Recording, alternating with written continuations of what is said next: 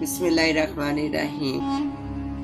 Reaction with दुआ भट्ट के मुअज़्ज़ज़ दोस्तों, मैं हूं दुआ भट्ट। आप सब देखने और सुनने वालों को अस्सलाम वालेकुम।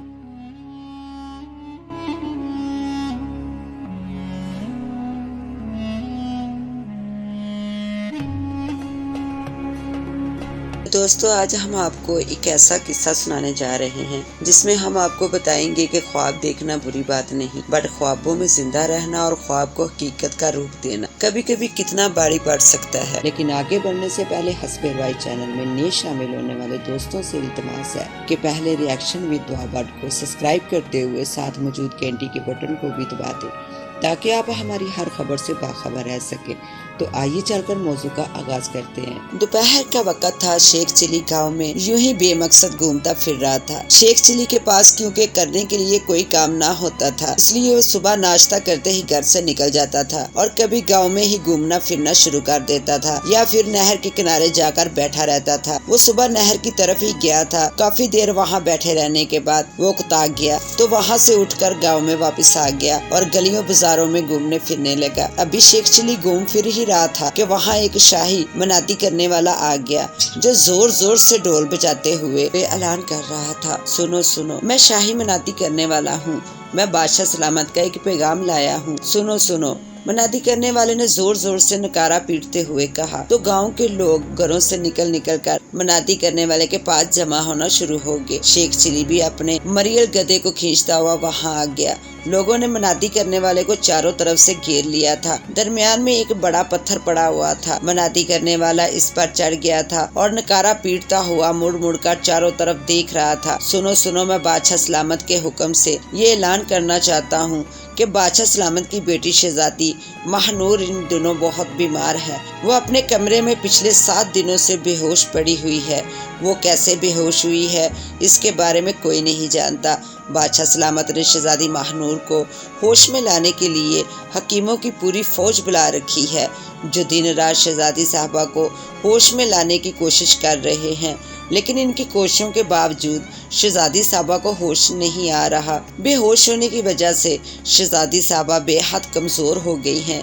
हकीमों ने शहजादी साहबा की हालत पर सख्त तफशीश जाहिर की है और उन्होंने कहा है कि अगर शहजादी साहबा को आज शाम तक होश ना आया तो वो इसी बेहोशी की हालत में ही हलाक हो जाएंगी। शहजादी साहबा की बेहोशी में हलाकत का सुनकर बादशाह सलामत, मलका आलिया और महलका हर फर्द सोगवार है। हकीमों ने बादशाह सलामत पर अपनी बेबसी जाहिर कर दी है कि वो शहजादी साहबा का इलाज नहीं कर सकते, जिसकी वजह से बादशाह सलामत भी शहजादी महानूर की जिंदगी से मायूस दिखाई देते हैं। इसलिए बादशाह सलामत ने पूरे मुल्क में मनादी करने का हुक्म दिया है कि अगर इस मुल्क में कोई काबिल हकीम या हिकमत जानने वाला मौजूद है तो वो शाही महल में आए और किसी तरह शहजादी महानूर को होश में लाने की कोशिश करे। अगर इस हकीम की कोशिश कामयाब हो गई और शहजादी महानूर को होश आ गया तो बादशाह सलामत ने ऐलान किया है कि वो इस हकीम को शाही खजाने का आधा हिस्सा नाम में दे देंगे और इसे शहर में एक शाही महल भी बनाकर दिया जाएगा जहां इसकी ज़रूरत के मुताबिक कनीज़े और गुलाम भी होंगे और ज़रूरत का सामान भी। मनादी करने वाले ने जोर जोर से चीखते हुए कहा। मनादी करने वाले की बातें सुनकर वहां मौजूद लोग आपस में बातें करना शुरू हो गए। बादशाह सलामत के ऐलान के मुताबिक जो शहजादी महानूर को होश में लाएगा इसे बादशाह सलामत ना सिर्फ आधा शाही खजाना नाम में देंगे बल्कि इसे शहर में एक महल भी बनाकर दिया जाएगा। ये कोई कम इनाम ना था, इसलिए वहाँ मौजूद हर शख्स की ये ख्वाहिश थी कि वो शाही महल जाए और किसी भी तरह शहजादी महानूर को होश में लाने की कोशिश करे, चाहे वो हिकमत जानता हो या ना जानता हो। सुनो सुनो, अभी मेरी बात पूरी नहीं हुई है। मनादी करने वाले ने लोगों को बातें करते देखकर एक बार फिर चीखते हुए कहा तो लोग खामोश हो गए।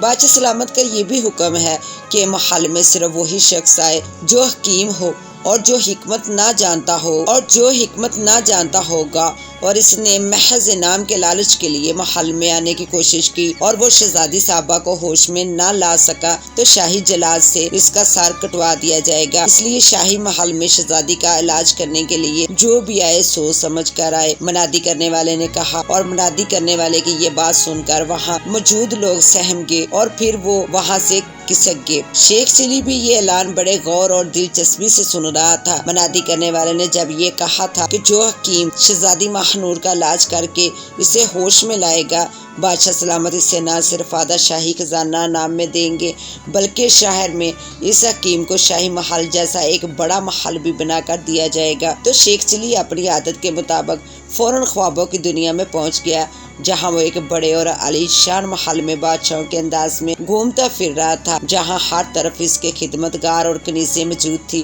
شیخ چلی کے پیچھے چند کنیزیں تھیں جن کے ہاتھوں میں بڑے بڑے تھال رکھے ہوئے تھے اور ان تھالوں میں اشرفیاں اور سونے کے سکے بھرے ہوئے تھے، جنہیں شیخ چلی بڑی شان سے گاؤں کے لوگوں میں لٹاتا پھر رہا تھا اور لوگ اس کی شان میں زور زور سے نعرے لگا رہے تھے۔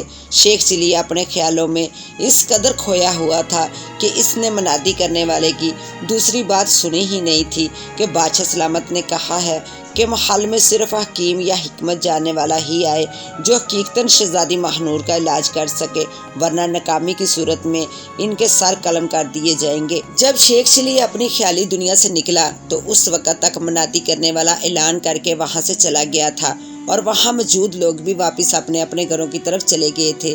شیخ چلی خود کو وہاں اکیلا دیکھ کر ہنستا ہوا اپنے گھر کی طرف ہو لیا۔ وہ اپنے گھر کی طرف جاتے ہوئے سوچ رہا تھا کہ اسے بھی اپنی قسمت آزمانی چاہیے۔ گو کہ وہ حکیم نہیں تھا اور نہ ہی وہ حکمت جانتا تھا، لیکن شیخ چلی تھا۔ وہ پہلے ہی دولت اور محل کا خواب دیکھتا رہتا تھا، اسے اب موقع مل رہا تھا، وہ اس موقع کو کیوں کر گوا دیتا۔ اس لیے گھر جاتے ہوئے وہ سوچ رہا تھا کہ وہ ایک بار اپنی قسمت آزمانے کی کوشش ضرور کرے گا۔ وہ حکیم بن کر شاہی محل میں جائے گا اور شہزادی ماہنور کو ہوش میں لانے کی کوشش کرے گا۔ شیخ چلی کے نزدیک شہزادی ماہنور کی بے ہوشی کوئی بڑی بیماری نہیں تھی جسے ختم نہ کیا جا سکتا ہو۔ شیخ چلی سوچ رہا تھا کہ حکیموں نے شہزادی ماہنور کو ہوش میں لانے کے لیے اسے محض دعائیں ہی دی ہوں گی۔ اگر وہ شہزادی ماہنور کے چہرے پر پانی کے چھینٹے مار دیتے تو اب تک شہزادی کو ہوش آ گیا ہوتا۔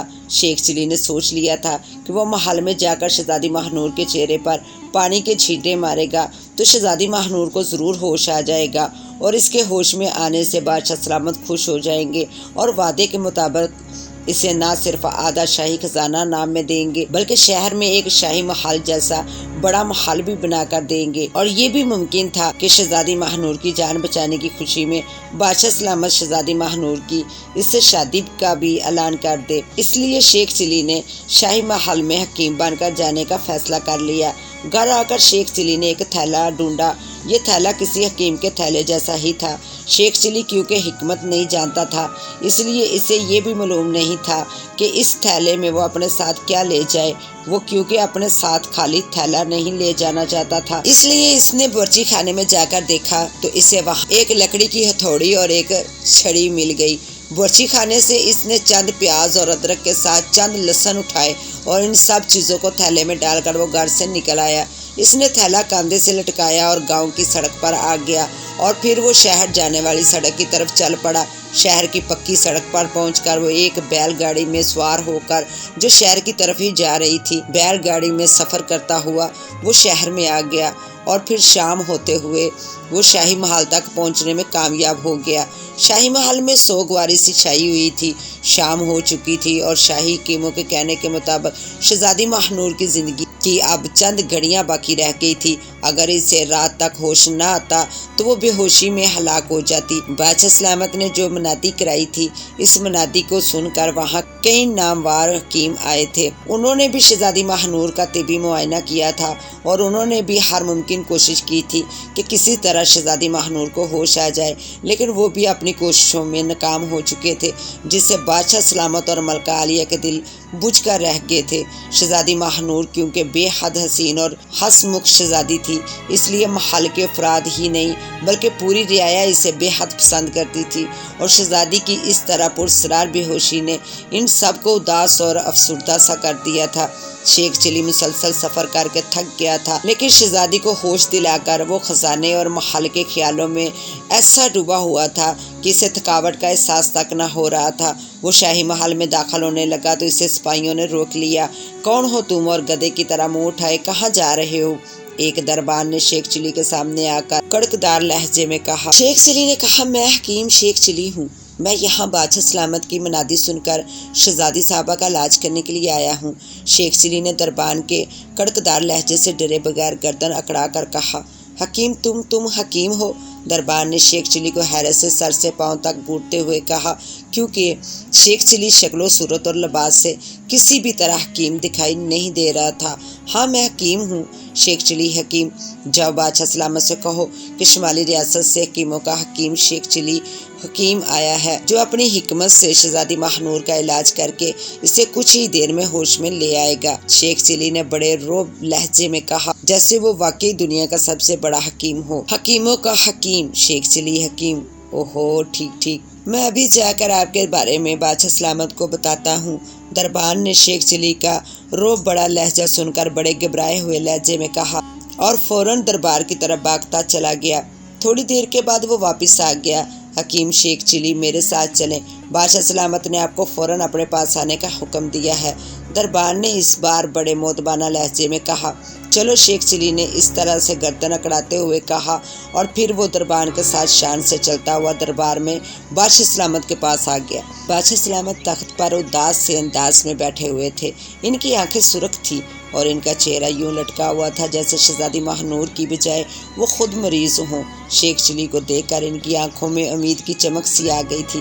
شیخ چلی نے بادشاہ سلامت کو جھک کر شاہی انداز میں سلام کیا۔ کیا تم واقعی حکیم ہو؟ بادشاہ سلامت نے اس کے سلام کا جواب دے کر دربان کی طرف حیرت سے اس کی شکل اور اس کا لباس دیکھتے ہوئے پوچھا، جیسے بادشاہ سلامت کو بھی یقین نہ آ رہا ہو کہ شیخ چلی جیسا نوجوان واقعی کوئی قابل حکیم ہو سکتا ہے۔ تو دوستو، شیخ چلی کے ساتھ بادشاہ کی بادشاہت میں کیا ہوتا ہے، یہ دیکھنے کے لیے اور سننے کے لیے بقیہ قصہ پارٹ 2 میں ضرور دیکھیے گا۔ انشاءاللہ تعالیٰ آپ کو بہت اچھا لگے گا اور اس قصے سے کافی نصیحت بھی ملے گی کہ کبھی بھی وہ کام نہ کریں جس سے ہم بالکل ہی انجان ہوں، کیونکہ کبھی کبھی ایسا بھی ہوتا ہے جیسا کہ شیخ چلی کے ساتھ ہونے والا ہے۔ تو دیکھیے پارٹ 2 میں۔ اس کے ساتھ ہی آپ مجھے دیں اجازت، ملتے ہیں انشاءاللہ تعالیٰ پارٹ 2 میں۔ اللہ حافظ۔